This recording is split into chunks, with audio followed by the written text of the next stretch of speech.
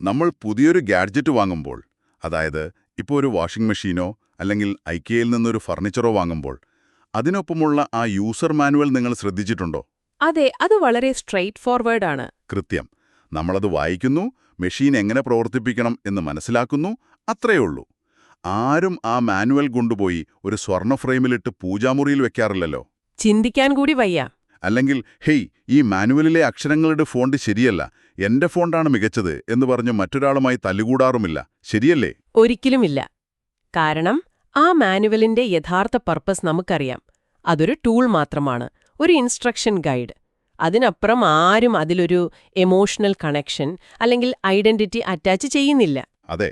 പക്ഷേ മനുഷ്യന്റെ സദാചാരത്തിന്റെയും ജീവിതത്തിന്റെയും കാര്യത്തിലേക്ക് വരുമ്പോൾ കാര്യങ്ങൾ വേറെയാണ്.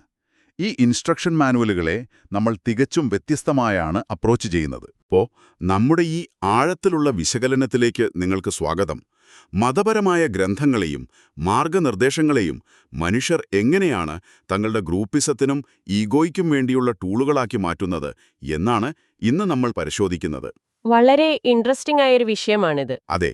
ഇന്ന് നമ്മുടെ മുന്നിലുള്ളത് വളരെ കൗതുകകരമായ ചില വ്യക്തിഗത വാട്സാപ്പ് കുറിപ്പുകളാണ്. ഖുർആനിലെ സൂറ ഫുസിലത്ത് അടിസ്ഥാനമാക്കി മനുഷ്യൻ എങ്ങനെയാണ് ലളിതമായ കാര്യങ്ങളെ കോംപ്ലക്സായ വിഭാഗീയതകളാക്കി മാറ്റുന്നത് എന്നിത് വളരെ പച്ചയായി തുറന്നു കാണിക്കുന്നുണ്ട്. സത്യം. ശരി, നമുക്കിതൊന്ന് വിശദമായി പരിശോധിക്കാം. നിങ്ങളൊരു മീറ്റിംഗിന് തയ്യാറെടുക്കുന്ന ആളാകാം, അല്ലെങ്കിൽ ഹ്യൂമൻ സൈക്കോളജിയിൽ താൽപ്പര്യമുള്ള ആളാകാം. എന്തു തന്നെയായാലും നിങ്ങളുടെ ചിന്തകളെ മാറ്റിമറിക്കുന്ന ചില ഐഡിയകൾ ഇതിലുണ്ട്. ഈ വിഷയത്തിലേക്ക് കടക്കുമ്പോൾ നമ്മൾ ആദ്യം മനസ്സിലാക്കേണ്ടത് ഇവിടത്തെ അടിസ്ഥാന പ്രശ്നമാണ്. അതായത് മനുഷ്യൻ എപ്പോഴും വിഭജിക്കപ്പെടാൻ ആഗ്രഹിക്കുന്നു എന്നതാണത്. അതെ. ഈ ഇൻഫർമേഷൻ വരുന്നത് കേവലം ഒരു മതപണ്ഡിതനിൽ നിന്നല്ല, തികച്ചും സാധാരണക്കാരനായ ഒരാളുടെ ഒബ്സർവേഷൻസിൽ നിന്നാണ്. അതുകൊണ്ട് തന്നെ ഇതിൽ വലിയൊരു പ്രാക്ടിക്കൽ റിയാലിറ്റിയുണ്ട്. തിയോളജിക്കപ്പുറം ഇതൊരു സൈക്കോളജിക്കൽ അനാലിസിസ് ആണെന്ന് പറയാം. അപ്പോ ഈ നോട്ട്സ് തുടങ്ങുന്നത് സൂറ ഫുസ്സിലത്തിലെ 45-ാമത്തെ വചനത്തിൽ നിന്നാണ്.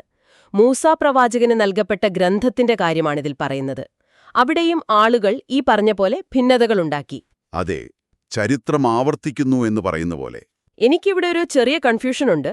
അതായത് മാർഗനിർദ്ദേശം ഒന്നാണ്, ടെക്സ്റ്റ് ഒന്നാണ്. എന്നിട്ടും എന്തുകൊണ്ടാണ് മനുഷ്യർ അതുവെച്ച് പല പല ഗ്രൂപ്പുകളായി തിരിയുന്നത്? ഇത് മനുഷ്യന്റെ DNA-യിലുള്ള എന്തെങ്കിലും പ്രശ്നമാണോ? ഇതൊരു പ്രധാനപ്പെട്ട ചോദ്യം ഉയർത്തുന്നുണ്ട്.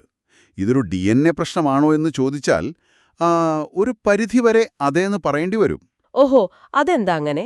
മാർഗനിർദ്ദേശങ്ങനെ കേവലം ഒരു ഗൈഡൻസായി കാണുന്നതിനു പകരം മനുഷ്യർ അതിനെ തങ്ങളുടെ ഐഡന്റിറ്റി ചിഹ്നമായി കാണാൻ തുടങ്ങുമ്പോഴാണ് ഈ പ്രശ്നം ആരംഭിക്കുന്നത്.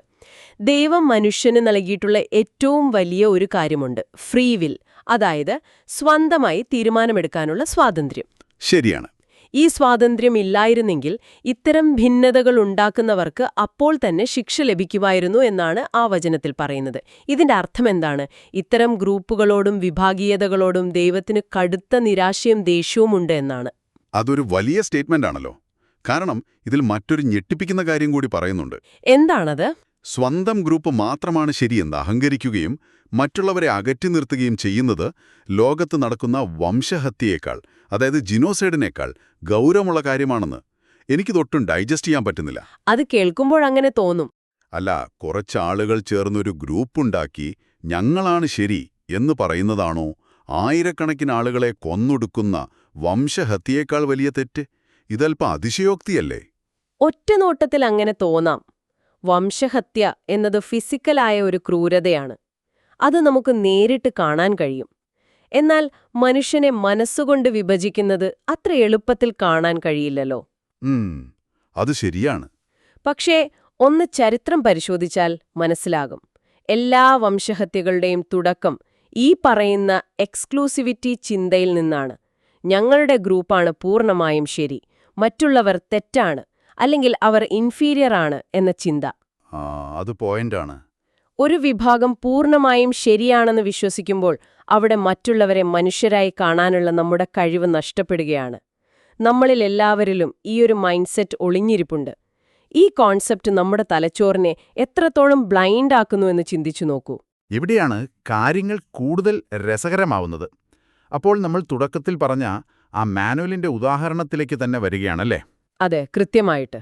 ഇതിലൊരു കിടിലൻ ഐഡിയ മുന്നോട്ട് വെക്കുന്നുണ്ട്. അതായത് ഇലോൺ മസ്കിനെ പോലെ തികച്ചും ഔട്ട്സൈഡറായ ഒരാളെ നമ്മൾ ഖുറാനിലെ ചില അടിസ്ഥാന ആശയങ്ങൾ ഉപയോഗിച്ച് ഹെൽപ്പ് ചെയ്യാൻ ശ്രമിക്കുന്നുവെന്ന് കരുതുക. അവിടെ നമ്മൾ ഈ പറയുന്ന മതപരമായ ലേബലുകളൊന്നും ഉപയോഗിക്കുന്നില്ല. അപ്പോൾ മസ്ക് അതിനെ വളരെ ഓപ്പണായി സ്വീകരിച്ചേക്കാം. തീർച്ചയായും. കാരണം അത് വെറും നല്ല ഉപദേശങ്ങൾ മാത്രമാണ്. പക്ഷേ ഇതൊരു മതത്തിന്റെ ലേബലിൽ വരുമ്പോൾ പെട്ടെന്നത് കോംപ്ലക്സ് ആവുന്നു. ഇതെനിക്ക് തോന്നുന്നത് ഒരാൾക്കൊരു വീട് പണിയാനുള്ള മാനുവൽ കൊടുത്തിട്ട് അയാൾ ആ വീട് പണിയുന്നതിന് പകരം ആ പുസ്തകം അച്ചടിച്ച ഫോണ്ടിന്റെ പേരിലോ അല്ലെങ്കിൽ അതിന്റെ കവറിന്റെ ഡിസൈനിന്റെ പേരിലോ മറ്റുള്ളവരുമായി തല്ലുകൂടുന്നതിന് തുല്യമാണ്. വീട് പണിയുക എന്ന മെയിൻ ടാസ്ക് അവിടെ ആരും ചെയ്യുന്നില്ല. അബ്സല്യൂട്ട്ലി. ഈ ഉപമ വളരെ കൃത്യമാണ്. നമ്മൾ എന്തിനാണ് ഒരു കാര്യം നൽകപ്പെട്ടത്, ആ യഥാർത്ഥ ലക്ഷ്യം മറന്നിട്ട് അതിന്റെ പാക്കേജിങ്ങിനെ കുറിച്ച് തർക്കിച്ചുകൊണ്ടിരിക്കുകയാണ്. ലേബലുകൾ ഒഴിവാക്കി ഇതിനെ വെറുമൊരു ഗൈഡൻസായി കണ്ടാൽ അതിലെന്ത് രാഷ്ട്രീയമാണുള്ളത്? ഒരു രാഷ്ട്രീയവുമില്ല. അതെ, ഒരു സാധാരണക്കാരനായിരിക്കുന്നതിൽ വലിയൊരു പവറുണ്ട്. പക്ഷേ ഇന്ന് നമ്മൾ ഒരാളെ പരിചയപ്പെടുമ്പോൾ തന്നെ അറിയാതെ അവരുടെ ഐഡന്റിറ്റി മാർക്കറുകൾ തിരയുകയാണ്. അവരേത് ഗ്രൂപ്പാണ്, ഏത് വിഭാഗമാണ് എന്ന്. എന്തു പറയുന്നു എന്നതിനേക്കാൾ ആരാണ് പറയുന്നത് എന്ന് നോക്കിയാണ് നമ്മൾ ആശയങ്ങളെ സ്വീകരിക്കുകയോ തള്ളുകയോ ചെയ്യുന്നത്. എനിക്കിവിടെ ഒരു വലിയ ഡൗട്ട് വരുന്നുണ്ട്. നിങ്ങൾ പറയുന്നത് വെച്ച് നോക്കിയാൽ ഈ പറയുന്ന ഗ്രൂപ്പുകളും വിഭാഗങ്ങളും മനുഷ്യന്റെ മാനസികാവസ്ഥയ്ക്ക് വളരെ ദോഷകരമാണ്. അങ്ങനെയെങ്കിൽ ലോകത്തിലെ ഒട്ടുമിക്ക മതങ്ങളും എന്തിനാണ് ഈ കൂട്ടായ്മകൾ പ്രൊമോട്ട് ചെയ്യുന്നത്? നല്ലൊരു ചോദ്യം. അതായത് ഒന്നിച്ച് പള്ളിയിൽ പോയി പ്രാർത്ഥിക്കുക, കോൺഗ്രിഗേഷൻസ് ഉണ്ടാക്കുക എന്നതൊക്കെ. ഇതൊക്കെ വീണ്ടും പുതിയ ഗ്രൂപ്പുകളെ ഉണ്ടാക്കാൻ തന്നെയല്ലേ സഹായിക്കുന്നത്? ഇത് പരസ്പര വിരുദ്ധമല്ലേ? അവിടെയാണ് നമ്മൾ ആചാരങ്ങളുടെ യഥാർത്ഥ ലക്ഷ്യമെന്താണെന്ന് മനസ്സിലാക്കേണ്ടത്. കൂട്ടായി പ്രാർത്ഥിക്കുക എന്നത് അത്ര റൊമാൻറ്റിക്കായൊരു കാര്യമൊന്നുമല്ല. നമ്മൾ പ്രാക്ടിക്കലായി ചിന്തിച്ചു നോക്കൂ. കൃത്യസമയത്തൊരു സ്ഥലത്തെത്തണം. നമ്മുടെ തൊട്ടടുത്ത് നിൽക്കുന്ന ആളുടെ ശരീരത്തിൽ നിന്ന് ചിലപ്പോൾ വിയർപ്പിന്റെയോ അല്ലെങ്കിൽ അയാൾ വലിച്ച സിഗരറ്റിന്റെയോ മണം വരുന്നുണ്ടാകാം. വേറെ ചിലർ നമ്മളെ തള്ളിമാറ്റുന്നുണ്ടാകാം. അത് ശരിയാണ്. ഭയങ്കര ബുദ്ധിമുട്ടാണ്. നമുക്ക് ദേഷ്യം വരാൻ ഇതിലും വലിയ കാരണങ്ങൾ വേണോ? ഇതൊക്കെ സഹിച്ച് എന്തിന് ഒന്നിച്ചു നിൽക്കണം? സ്വന്തം വീടിന്റെ കംഫർട്ടിൽ AC ഇട്ട് ശാന്തമായി പ്രാർത്ഥിച്ചാൽ പോരെ? അതെ, ഉറപ്പായും അങ്ങനെയാണ് ആരും ചിന്തിക്കുക. കാരണം നമ്മൾ എപ്പോഴും നമ്മുടെ പേഴ്സണൽ സ്പേസും കംഫർട്ടും ആഗ്രഹിക്കുന്നവരാണ്. എന്നാൽ ഈ കംഫർട്ട് സോൺ ബ്രേക്ക് ചെയ്യുക എന്നതാണ് ഇതിന്റെ യഥാർത്ഥ ഉദ്ദേശം. ഈ ബുദ്ധിമുട്ടുകളെല്ലാം സഹിച്ച് തീർത്തും വ്യത്യസ്തരായ മനുഷ്യർക്കൊപ്പം ഒരൊറ്റ ഗ്രൂപ്പായി നിൽക്കാൻ നമ്മളെ പഠിപ്പിക്കുക എന്നതാണ് ഈ റിച്വൽസിന്റെ ലക്ഷ്യം. ഓ, അങ്ങനെയാണല്ലേ? അതെ. നിങ്ങളെ വിഭജിക്കുന്നതെന്താണെന്ന് നോക്കുന്നതിന് പകരം നിങ്ങളെ ഒന്നിപ്പിക്കുന്നതെന്താണെന്ന് ഫോക്കസ് ചെയ്യാനുള്ള ഒരു പ്രാക്ടിക്കൽ ട്രെയിനിംഗ് ആണിത്. ടോളറൻസ് അല്ലെങ്കിൽ സഹിഷ്ണുത എങ്ങനെ പ്രാക്ടീസ് ചെയ്യാം എന്നതിന്റെ ഒരു സിമുലേഷൻ. ഓക്കെ, അപ്പോൾ അതൊരു ട്രെയിനിങ് ഗ്രൗണ്ടാണ്. ഇതിനൊരു ബെസ്റ്റ് എക്സാമ്പിൾ ഹജ്ജ് കർമ്മമാണെന്ന് ഇതിൽ പറയുന്നുണ്ട്. ഹജ്ജിന്റെ സമയം മുകളിൽ നിന്നുള്ളൊരു വിഷ്വൽ എടുത്തു നോക്കിയാൽ അവിടെ വേറെ ഗ്രൂപ്പുകളോ ലേബലുകളോ ഒന്നുമില്ല. അതെ, എല്ലാവരും തുല്യരാണ് അവിടെ. ലക്ഷക്കണക്കിന് ആളുകൾ ഒരേപോലെ വസ്ത്രം ധരിച്ച് ഒരേ കാര്യങ്ങൾ ചെയ്യുന്നു. CEO ആയാലും സാധാരണക്കാരനായാലും അവിടെ യാതൊരു വ്യത്യാസവുമില്ല. ഐഡന്റിറ്റി പൂർണ്ണമായും സ്ട്രിപ്പ് ചെയ്യപ്പെടുന്നു. അപ്പോൾ ഇതിന്റെ എല്ലാം അർത്ഥം എന്താണ്? എന്താണ് ഉദ്ദേശിച്ചത്? എന്റെ ചോദ്യം അതല്ല. ഈ പറയുന്ന മക്കയിൽ പോയി തികച്ചും വ്യത്യസ്തരായ മനുഷ്യർക്ക് ഒരാഴ്ചക്കാലം യാതൊരു ഈഗോയുമില്ലാതെ ഒന്നിച്ചു നിൽക്കാൻ കഴിയുമെങ്കിൽ സ്വന്തം നാട്ടിലേക്ക് തിരിച്ചെത്തുമ്പോൾ അവർക്കെന്താണ് സംഭവിക്കുന്നത്? ഈ ആചാരങ്ങൾ നമ്മെ മാറ്റുന്നതിന് പകരം നമ്മൾ ആചാരങ്ങളെ നമ്മുടെ സൗകര്യത്തിനനുസരിച്ച് മാറ്റുകയാണോ? ഈ ട്രെയിനിങ് അവിടെ വെച്ച് തീരുകയാണോ? അവിടെയാണ് മനുഷ്യന്റെ യഥാർത്ഥ സ്വഭാവം പുറത്തുവരുന്നത്. ട്രെയിനിങ് കഴിഞ്ഞാൽ നമ്മൾ പഴയതിനേക്കാൾ മോശമായി പഴയ ശീലങ്ങളിലേക്ക് തന്നെ മടങ്ങുന്നു. ചരിത്രം നോക്കിയാൽ ഇത് കൂടുതൽ വ്യക്തമാകും. എങ്ങനെ? പ്രവാചകന്റെ മരണത്തിനു ശേഷം എന്ത് സംഭവിച്ചുവെന്ന് ചിന്തിച്ചു നോക്കൂ. അടുത്ത ഖലീഫ ആരാകണം എന്നതിനെ ചൊല്ലിയായിരുന്നു ആദ്യത്തെ വലിയ തർക്കം. സത്യത്തിൽ ഖലീഫ എന്നത് ഒരു ജോലി മാത്രമാണ്, ഒരു അഡ്മിനിസ്ട്രേറ്റീവ് പൊസിഷൻ. അതെ, അതൊരു മതപരമായ കാര്യമല്ലല്ലോ. ആ ഒരു ഭരണപരമായ തർക്കത്തിൽ നിന്നാണ് ഷിയ എന്നും സുന്നി എന്നും പറയുന്ന രണ്ട് വലിയ വിഭാഗങ്ങളുണ്ടാകുന്നത്. നൂറ്റാണ്ടുകൾക്ക് ശേഷവും ഇന്നിവർ പരസ്പരം ഒരുമിച്ച് പ്രാർത്ഥിക്കാൻ പോലും തയ്യാറാകാത്ത വിധം ആ ശത്രുത വളർന്നു. ഇത് ഭയങ്കര വിരോധാഭാസമാണ്.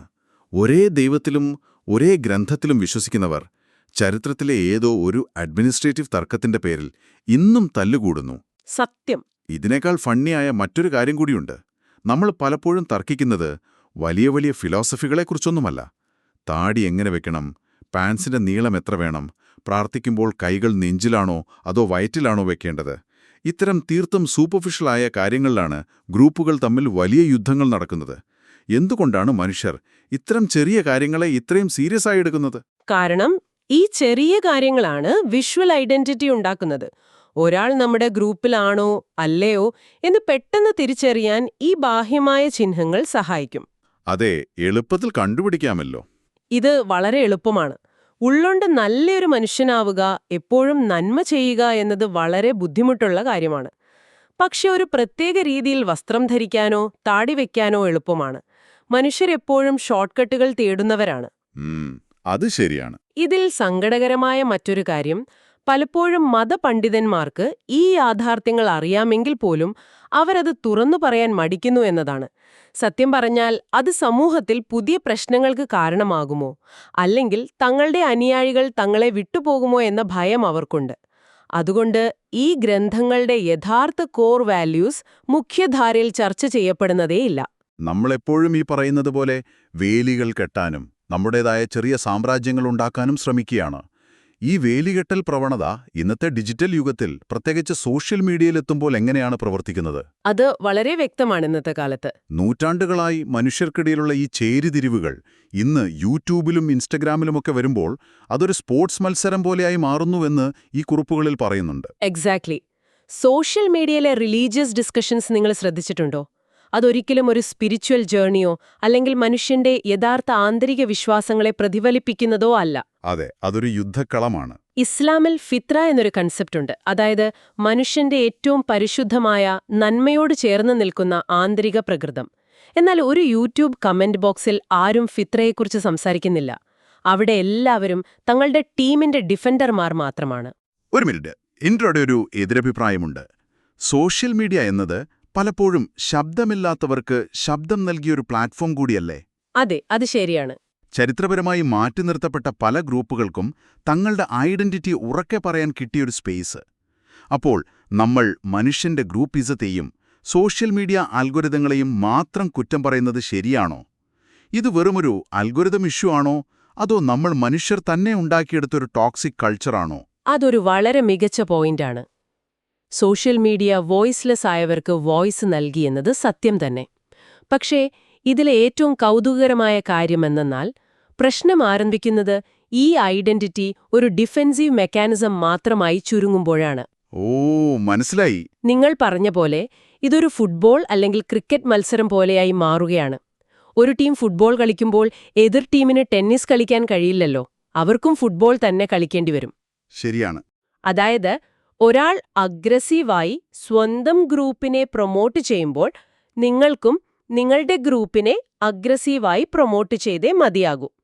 അവിടെ സത്യം കണ്ടെത്തുക എന്നതിനേക്കാൾ ആർഗ്യുമെന്റ് ജയിക്കുക എന്നതിനാണ് പ്രാധാന്യം. അൽഗോറിതം ഈ സ്വഭാവത്തെ ചൂഷണം ചെയ്യുക മാത്രമാണ് ചെയ്യുന്നത്. നമ്മൾ എന്തിനോട് പ്രതികരിക്കുന്നുവോ അതുമാത്രം നമുക്ക് വീണ്ടും വീണ്ടും ഫീഡ് ചെയ്യുന്നു. അതെ, അങ്ങനെ നോക്കുമ്പോൾ ഇതൊരു ഭയങ്കര ട്രാപ്പാണ്.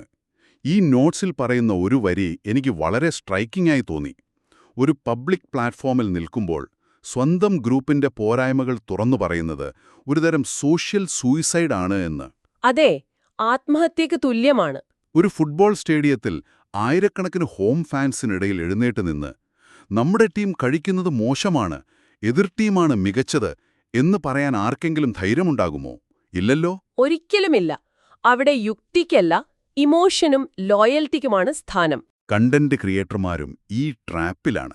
അവർക്ക് സബ്സ്ക്രൈബേഴ്സിനെയും ലൈക്കുകളും വേണം. അതുകൊണ്ട് അവരെപ്പോഴും സ്വന്തം ഇക്കോ ചേംബറിലുള്ളവർക്ക് കേൾക്കാൻ ഇഷ്ടമുള്ള കാര്യങ്ങൾ മാത്രം പറയുന്നു. കൃത്യം.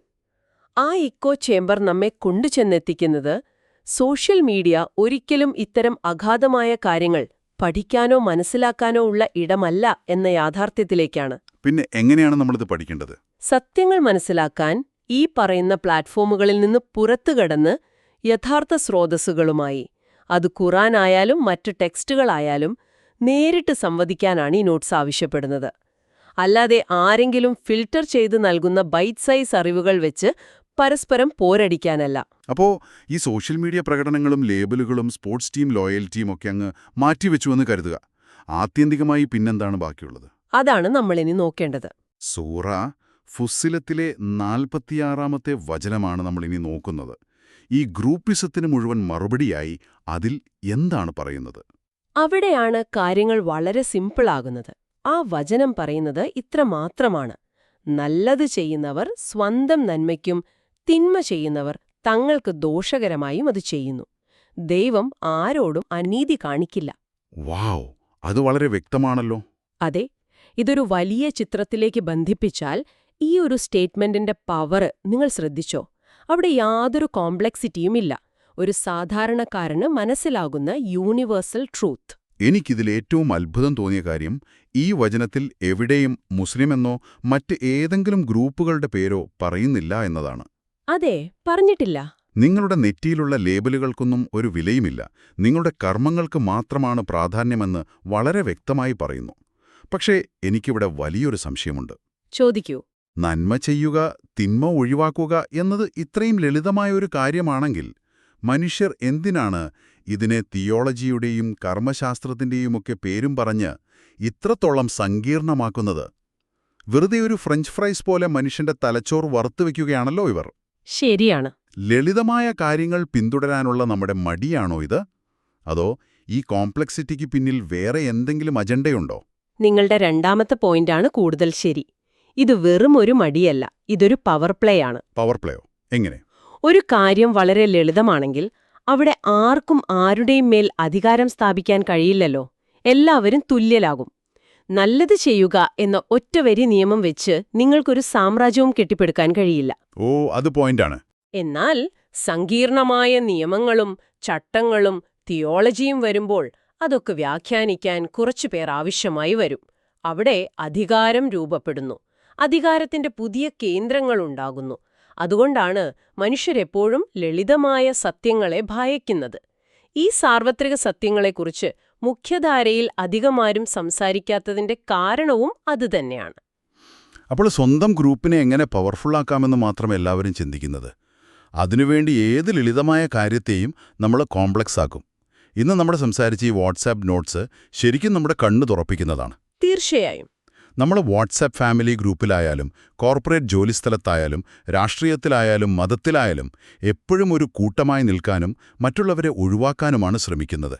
എന്നാൽ ആത്യന്തികമായി ഈ ലേബലുകൾക്കൊന്നും ഒരു പ്രസക്തിയുമില്ലെന്നും നമ്മൾ ചെയ്യുന്ന പ്രവൃത്തികൾ മാത്രമാണ് നമ്മെ ഡിഫൈൻ ചെയ്യുന്നതെന്നും ഇത് നമ്മളെ ഓർമ്മിപ്പിക്കുന്നു.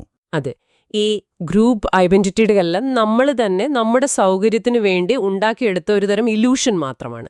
നിങ്ങൾ എന്ത് വസ്ത്രം ധരിക്കുന്നു, ഏത് പള്ളിയിൽ പോകുന്നു, അല്ലെങ്കിൽ നിങ്ങളുടെ സോഷ്യൽ മീഡിയ പ്രൊഫൈൽ പിക്ചർ എന്താണ് എന്നതിലല്ല കാര്യം. ശരിയാണ്.